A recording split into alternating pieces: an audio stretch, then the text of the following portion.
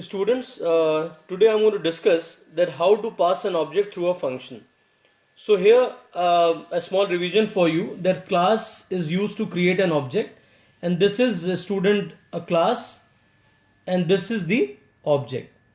So object is an identifiable entity with certain attributes and behavior, and it is created from a class, and new is the keyword which allocates the memory, and there is a constructor to initialize the data members of the object with some proper value. Alright, now we can pass the object through a function just like any normal variable.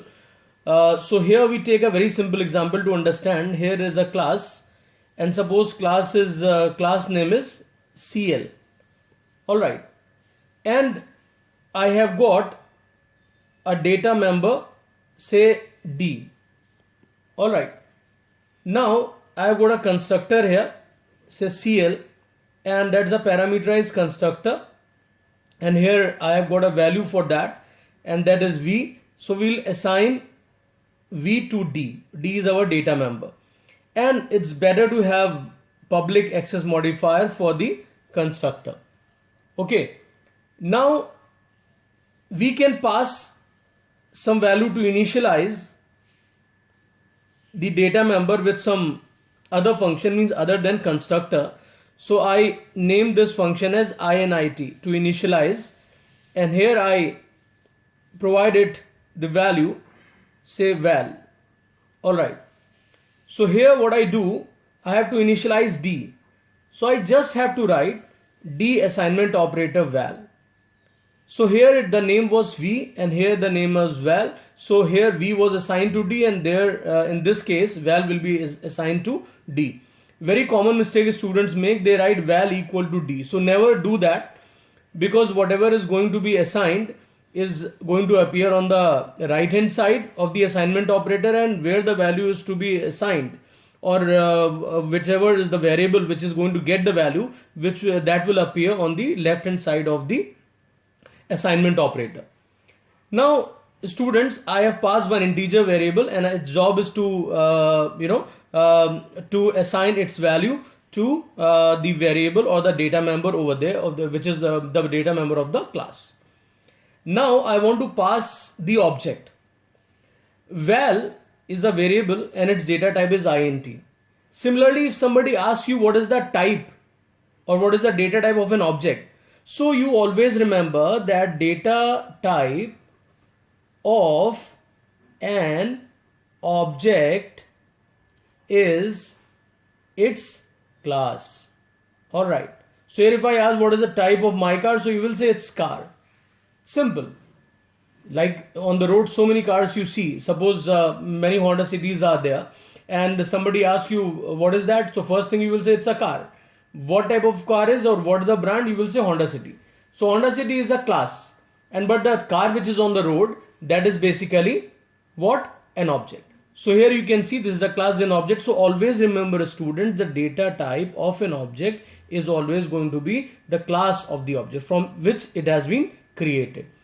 So if I ask you, if I want to pass an object of the class, so what will be the data type appear here? That will be the CL. That is the class name right now. So I just write that. Another function I write. Suppose I name it this time init1. Alright, init1. Please take care of the spelling now. init1. And here I give the value. Which value? No proper value. It's going to be an object. Okay, no variable will be passed. It will be an object. Object of which class? The class which is available here. So I write CL, that is the object, class, and then I write the object. Suppose I name it as OBJ. Alright, and now I have to initialize D.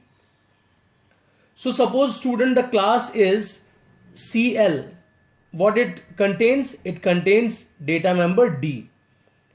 Alright, so D will be having some value, and that has to be assigned to this D. Alright, actually in this process two objects will be used, but right now only one is visible, so focus upon this and just focus upon the process. I have to initialize D the way I have done it here. D everywhere. Suppose I write D equal to obj.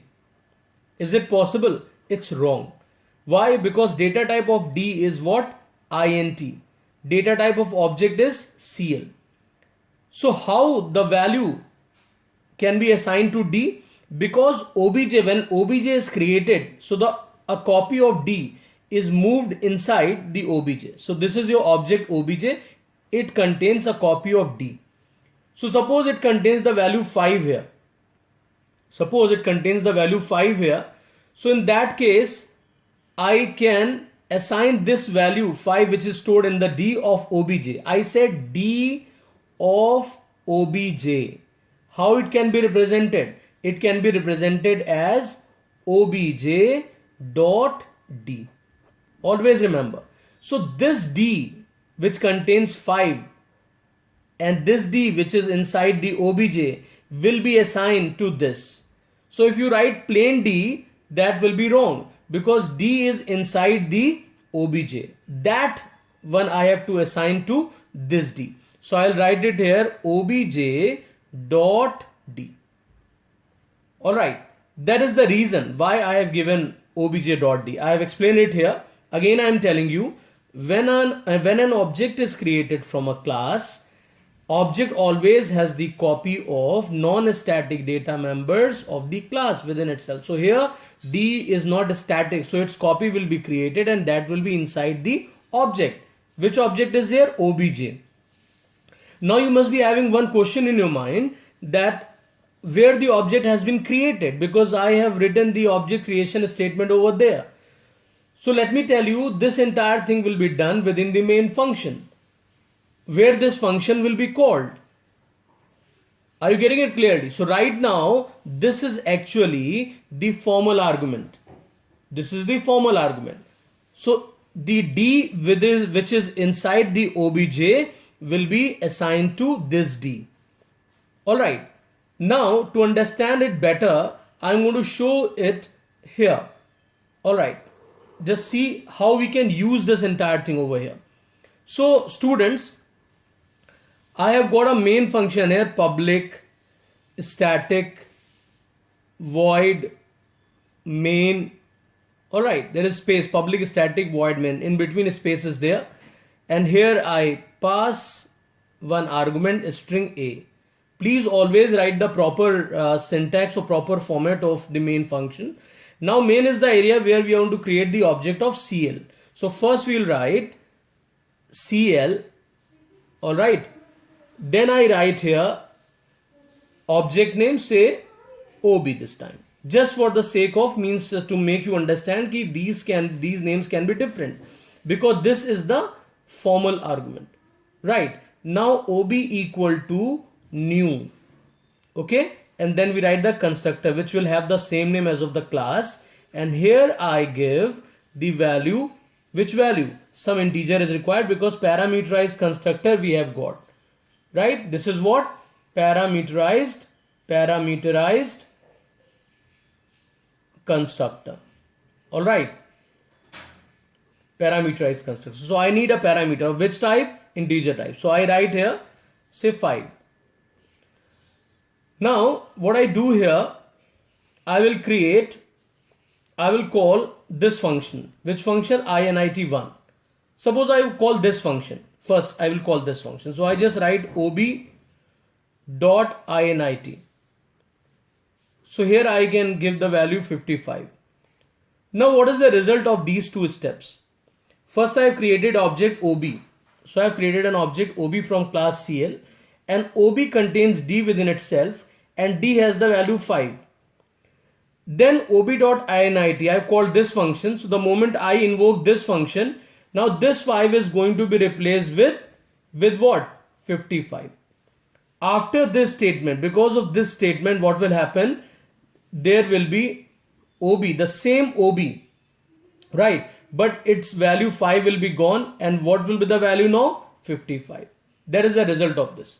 Now you may have one question in your mind, that when we are having the parameterized constructor, then why to have this init function to initialize it again? Because let me remind you that constructor can be called just once. Constructor is not like that you can call it any number of times. The moment it is an object is created, only at that time constructor can be invoked. That you are aware of in the syntax also, that car, my car, new car, once only constructor has been called for this object. Again you want to call the constructor, create another object. Is that clear? Now students, you will see here that ob.init has changed the value of d which is inside the ob. Ob is same, there is no difference because you can see same object I am using. Alright, up to this point I think everybody has the clear idea. That's very good. And you need a lot of practice to understand it. Right now it may appear easy to you, but if you want to have a proper understanding of this process, you need to do it yourself again and again. You can have the same example. Please practice it hard. Now, I can show you how an object can be passed. So one object is here, but I create another object now. And here, what can I do? I can have another object, say CL, then OB1, and equal to, I write here new CL, and this time say I give the value 555. Alright, now another object has been created and its name is OB1, and it's D, because this too will have the copy of the data member D, so D will be here also. So this time it's going to have 555 because it is due to the parameterized constructor which is invoked for OB1. Now I call OB.init, means init1 function will be called for the object OB, which we have created first. Now init1 contains one object as the parameter, not the integer. So here I need to pass the object. So here what I do, I pass the object OB1. Alright. Now OB1 contains the value 555 and OB contains the value 55. Now when this object will be passed, now what OB will have? After this statement, now this statement's impact is going to be, क्या impact होगा इसका? Which what it will do? It will have now 555. Why? Because object's value objsd has been copied to D. So here this is the formal argument and this is the actual argument. So actually 555 will be assigned to OB1 and OB1 is the actual argument for this function. Alright. So here the D of OB1 will be provided to the D of OB. So now you can understand what this D was, means D belongs to which object. So this is actually known as the current object, because for this, the function has been invoked. Alright. Now suppose you want to check whether whatever I am telling you it's correct or not. So you can have a display function. So suppose I'm assuming that display function is there, or I'm showing you the display function definition also here. I'm just writing ob.disp, alright, and then ob1 of disp. So you'll find that both are having the same value. Alright. And at the other stages you can have the ob1.display or ob.display. So here I am having ob.disp. So it will show the value 55 for OB first, then it will become 555 due to this object passing. Alright, so here I close it here and I am showing you how you can write that display function. So as usual, the way you write, you can have void disp, and here I can have system.out.println, and here I can have what the data member, that is D. Alright, so whenever you want to check, you just call disp function within the main and it will be done. This function can be written here, this function can be written anywhere, but it must be inside the class. And then finally I close the class here. So it's a member function, it belongs to the class. You can fix it up after this init function, or you can have after the main also, but it must be inside the class. I hope everybody has the clear idea of object passing. It's a very interesting concept and quite useful for you as well. Thanks everyone.